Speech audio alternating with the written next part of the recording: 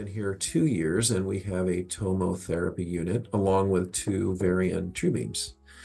And so this is a department that is integrated with these 3 different linacs, and that's probably a pretty common thing in a lot of clinics these days.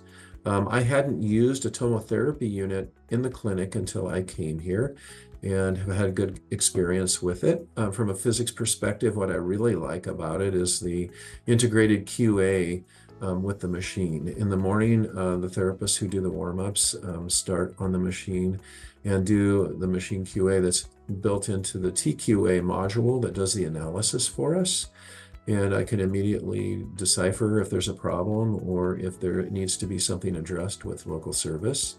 I also like very much on my monthly and annual physics LINAC QAs, some of the modules that are also in the TQA that we do and we test pretty extensively.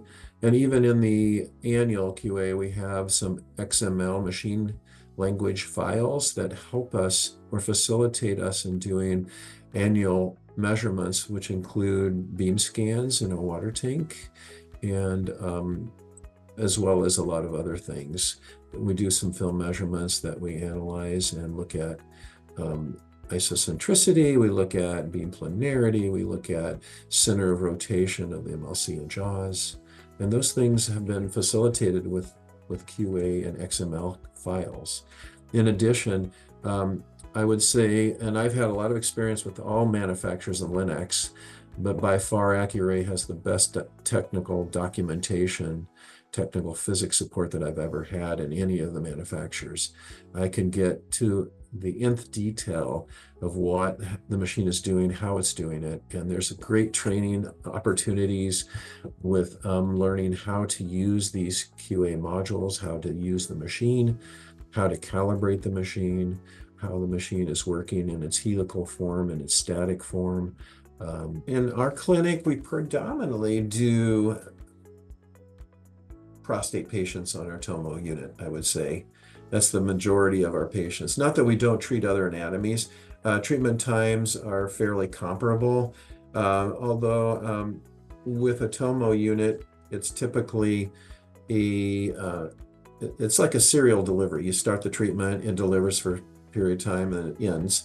Whereas on a other type of C-arm type LINAC, you do incremental fields, if you will. You might do an arc field and go to another arc field, go to another arc field, so there's an interrupt in between these fields. That's something that should be considered, I think, when people evaluate times to treat. And on a tomo unit, you do your patient positioning verification with a registration cone beam type image, and then you're rolling. And maybe it takes 10 minutes to deliver the whole treatment, but in the scheme of things, it's not that much difference in a incremental type treatment on a Varian LINAC, for example. I wish you all an incredible happy anniversary, 30th year.